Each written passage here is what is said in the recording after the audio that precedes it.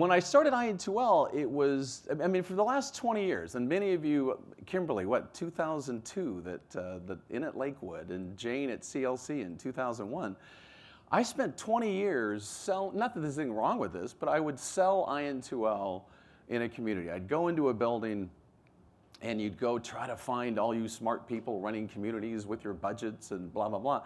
And I didn't do this maliciously, but I just kind of walked by the resident. And maybe I'd have a 2-minute conversation, usually with the guys outside that smoked in the wheelchairs. That's like where you find out a lot about what's going on in a community, is talking to the smokers outside the building.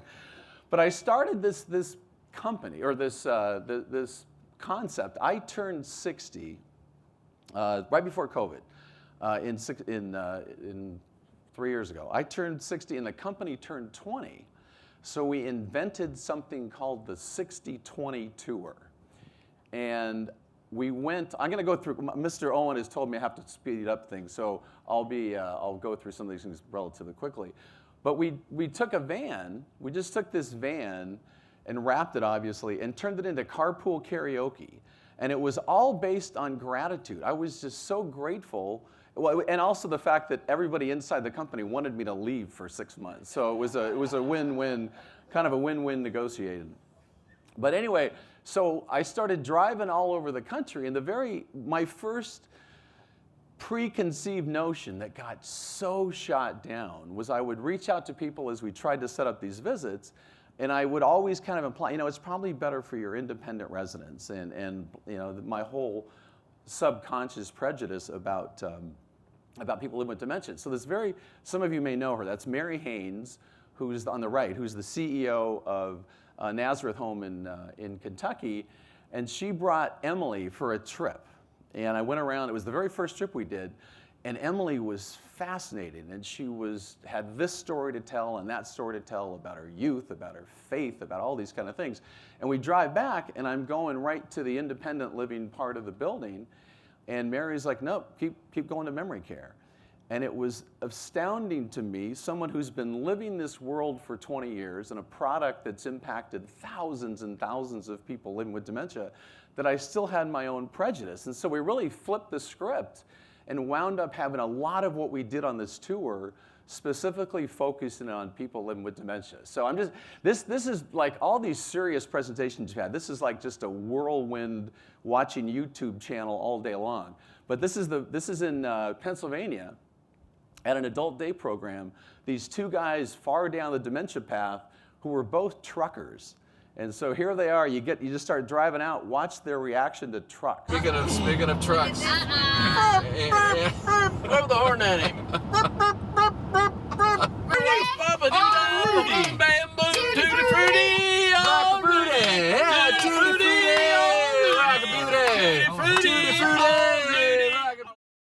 So these guys, they're screwing around, but you drive around and see the trucks, and they would talk about how many lug nuts were on that tire and what the size engine was of that tire, and just incredible reality of who they were just through this sense of driving. And that's kind of what this whole trip turned out to be. Here's Pat from New Jersey. We are delighted to have a car full of lovely women, but our star is right here in the front seat. It is Pat. And the coolest thing about Pat, a lot of cool things about Pat, but lean your head down a little bit. Check out this hair. Pat is living it, baby, living the blue hair thing. What kind of computer do you have? Well, I have a Mac, an iPad, and a PC. A Mac, an iPad, and a PC. One of the joys that I had in this experience, or I shouldn't say the joys, but one of the realities, I wasn't burdened by trying to make somebody who they were 30 years ago. It was just about the joy of who they were in the moment, and this is a great example of that, of just rolling with whatever comes out of somebody's mouth. What advice would you have for my children? How about 5'2", eyes of blue? Oh, what 5'2" will do, will anybody see my gal? Joy and joy and joy, and then it would get occasionally incredibly profound. This guy, there's two clips of this guy at a Brookdale community in New Jersey, and the first clip, he's just talking about the joy of his life, and the second clip is wild. Did you ever go hunting? Yeah. What'd you like to hunt? Me? I was up in Alaska, all the way up the top. I'm in caribou. A caribou, did you? I caught one. You I got one? I got two. Yeah, I got the racks. A rack, big one. Do you know how much it weighed? It was big. He walked across outside a rock. It's gone. One last. We got to the end of this guy's trip, and he kept talking about a plaque he had. And well, let me play the end of this clip, and then I'll talk about this plaque story. But you could see in this clip you'll see right here, just what a big deal it was to him, just getting into a different environment for a relatively short period of time. Thank you so Thanks, man. much for everything. Thank you. Yes, my heart. I gave somebody another house, and I went to one of those places where I stayed there. Yeah, his daughter lives in his house now. Oh, that's sweet. And he moved in with us. I gave it to them. That's a Christian, man. That's thinking of somebody I gave it to besides them. yourself. Yes, I gave it to them, and I said to myself, they need it more than I. That's it. What a man, man. What a man. I love you, buddy. Yeah. Thank you for what you've done for us today, and thank you for what you've done in your life. Yeah. Okay. You too. And so he kept talking about this plaque, and he wanted to bring me into his room. It's happened a lot. People would want to come show you stuff in their room. And I go into the guy's room, and there's this plaque that is massive from United Airlines, giving him some humanitarian award for what he did to get material from 9/11, to get it from the New Jersey airport to Ground Zero. And that guy instantly, in my mind, became, that's who he was. He was the 9/11 hero. He wasn't a 92-year-old guy kind of struggling with dementia. It was just those kind of stories over and over again. This is one of the few residents that kind of didn't connect. And the first part of this clip, you'll hear his wife talking about what the journey has been like for her from a dementia context. And then the second clip is wild. It has been, and still is, a very challenging journey to live and watch changes that, as you said, you just can't fathom. And a lot of grief is a good. So it's very cool what she talks about. But then you get to the end, and obviously the whole thing was carpool karaoke. So we'd crank music every time. And watch this guy's reaction, who had been so disconnected when he just hears that they were high school sweethearts, and it all just comes right back. Where's my lover? Right here. There she is.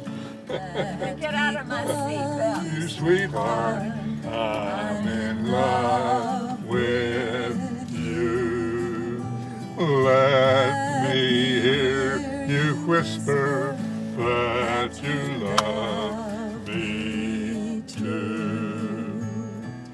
Keep the love lights burning in your eyes so blue. Let me call you sweetheart. I'm in love with you. And I just could watch that, and I felt kind of odd filming it, but it was the coolest thing. And then for all you marketing folks out there, and I know the Morans, everything is, market to the adult daughter, don't underestimate what your residents are paying attention to. Serve all and any on one giant campus. And we have cloth napkins. And we have cloth napkins. We have cloth napkins, baby.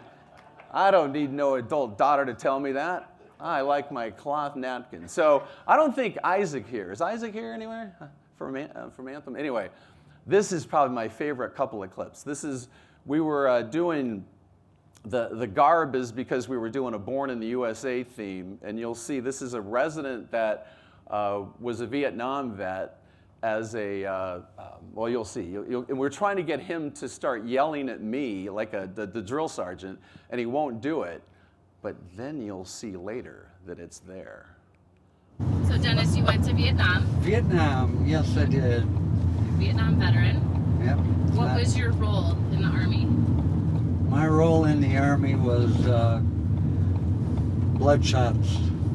You were a drill sergeant. Yes, I was right? drill sergeant. So, A drill Dennis, why don't sergeant. you yell at Jack like you're a drill Yeah, sergeant? pretend we're doing a drill. I'm like, Do it. I'll, Yell. whatever you tell me to do, Yell loud. I'll do. Like in a driving, Yeah. in a driving Oh, I mode. can do that. I'll, Do it. do it. I'd probably, no, not right yet. Yes, at this right moment. yet. Not right yet. And this is a guy, I know this guy well over the years. He's the guy sitting in the corner just staring out, not engaged at all. So we start driving back to the community, and we see these construction guys have the road blocked.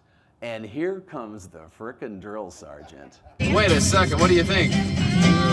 Looks like we got some trouble. Check it out. We'll turn it there. Okay, Dennis, tell these guys. Roll the windows down. Yeah, tell these guys, Dennis. What do you think? Hey, we need to get through here. Hey. We got radio on here. We got to get through here real quick. Okay. Real quick. That's okay. We got one sign. That's The guys enough. let's go. Oh my gosh. Get up on the Oh, this is where, this is. Oh, no. Yeah, these guys, this is 60-20. We've already made it around the country. We can do some curb hopping. Dennis, you've just made one of the best moves ever. All right, so the next theme I'm going to go in 9 minutes and 21 seconds, and this is really, again, in kind of a lighthearted way, but it's such a serious message to the providers, in that how many times I would take residents on these visits, and they had this incredible skill, and the staff had no idea.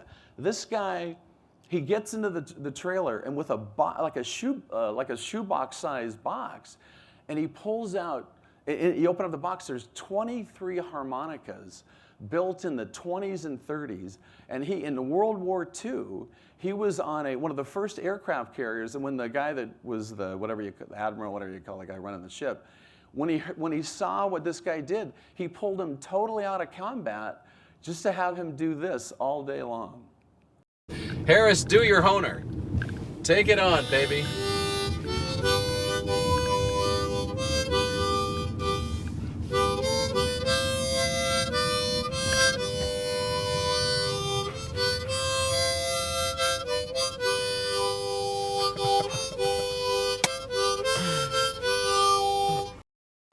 Okay, this is where sometimes it crashes, so AV guys, get ready. But this is too good. This is the whole theme of people, no one knows what people do. Here we go. But I was a professional wrestler. Wait a second. Whoa. Wait a second. You are a professional. I was little, but I was very strong. She's a professional wrestler, and here's her name.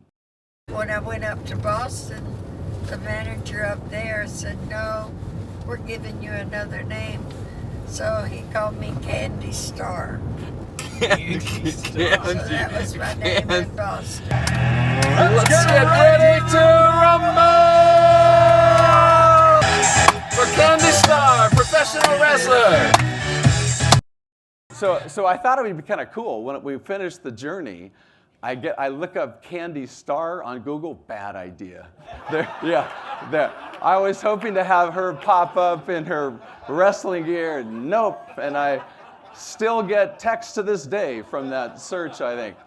Okay, but this is one. This is the serious. If you take one thing away from this presentation, it's these next two clips. This lady. This is in Canada, our only Canada trip, and this lady's talking about tap dancing.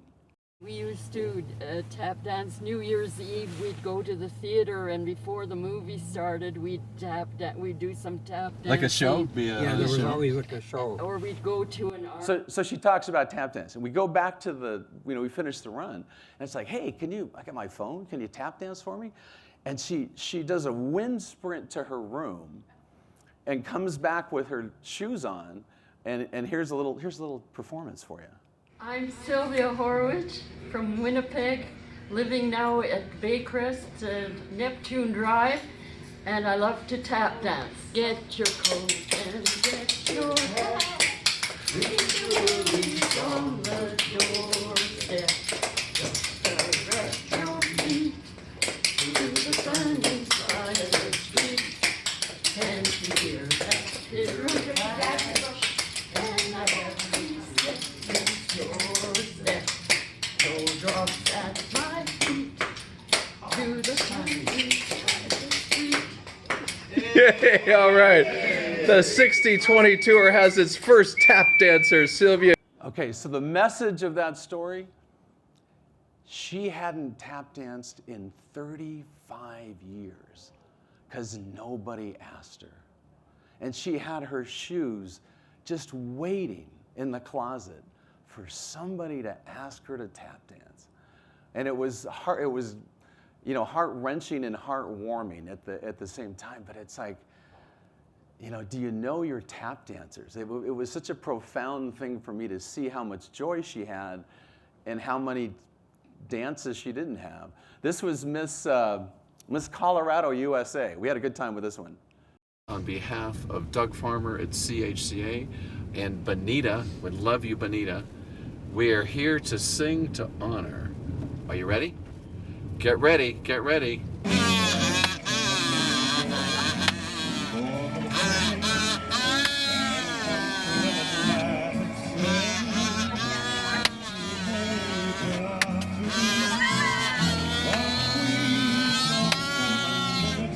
There she is, Miss America.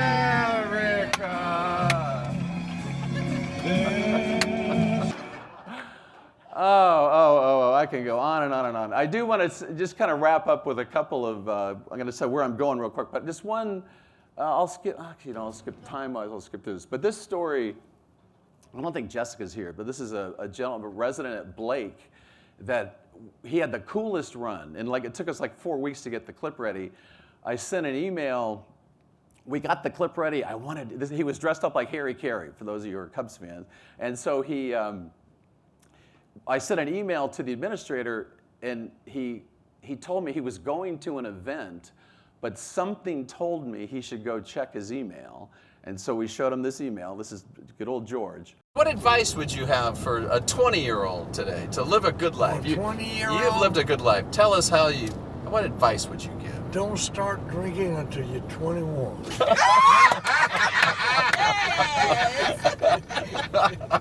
Mr. Barry. So the event the guy was going to was his funeral. The administrator was going to that guy's funeral, and they were able to play this. We had so many stories of when somebody would die, to be able to give all these outtakes of their mom or dad. It was the coolest thing, but that one always hit me pretty hard. So anyway, let's get to, where's Owens? Let's get to Talagate. Anyway, like I said, it was this incredibly, Jane, you should stand up for this. No, okay. You want. I'm never standing up with you again. So anyway, I am, this whole spirit of gratitude was it was such a big deal to me, just these relationships. And it's like, how could you do it bigger? And so that's what we are starting is Tailgate. And we're right in the middle. And thank you, CLC, for letting us park this in your garage. 42-foot trailer. We're gutting the inside to build this super high-end recording studio. And we're also building a speakeasy. So when we come to town, we are going to be like the carnival comes to town. iN2L is a sponsor, CARE is a sponsor, Banco Design, all folks, the whole kind of tying in the whole SLIF thing. One more sponsor coming. Don't want any more than 4. We think we're getting that done this week. But what we're going to be is we're going to be the carnival comes to town. Like, I love the idea, and Moran, you would like this, I love the idea of 4 90-year-old men flying drones. I mean, we're going to have all this kind of stuff with us, so when we show up, it's going to be a big party. Then the second part is with this recording studio, we are going to be partnering with Mr. Nathan Jones and Dash Media, longtime iN2L guy, lifelong friend, but we're going to have a full-time videographer with us. It's a 25-year-old. His name is Tom Brady. So we can say in our marketing brochures, we are bringing Tom Brady to your community. But we're gonna get these in all seriousness, super high-end videos, get them to Nathan, and then Nathan's gonna put them, package them as here. You know, this is for Instagram, this is for TikTok, this is stuff I don't know. We don't know how to do that. You're good at that stuff. But it's gonna be just a huge. Why is it cool to work here, and why is it cool to live here? Then the third thing that we're doing, and I know, I got 45 seconds. We've partnered with a guy I love, Jerry Goring from Saltbox TV. He's a Broadway guy who started a company called Saltbox TV. And what we're going to do on that stage, and for those of you who are my age, you remember the show called This Is Your Life. But what we're going to do is go to communities choreographed well in advance, and we'll find out stories of people. I use the analogy of a teacher. That say in your community you've got a 90-year-old woman that was the 5th grade school teacher for 40 years. I'm going to be interviewing her in the studio, and unbeknownst to her, we'll get 150 of her students that are in their 30s, 40s, 50s gathering outside the stage, and we'll just walk her outside and go right here and look at the lives that you've changed. And it is. We think it's a cool idea, but it's also, for me, it's just this huge give back to what has been an industry that has given me so much on so many levels, and it's all about honoring the residents is what this is all about. So wrapping it up, where's Sevi? Where's Sevi? Come on up here, Sevi. Those of you, come on up. I know, I'm really close to being done, Michael.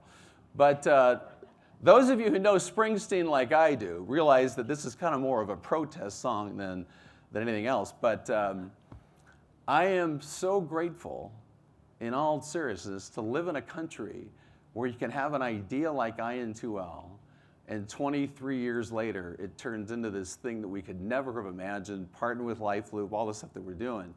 But at the end of the day, it's all about, there she is. Let's hear from Sevi. Born in the USA, I was born in the USA, I was born in the USA, born in the USA now. All right, so that's it, but I guess one message, find your tap dancers. You got tap dancers in your communities, find your tap dancers. Thank you. Thank you, from Talagate. From Talagate.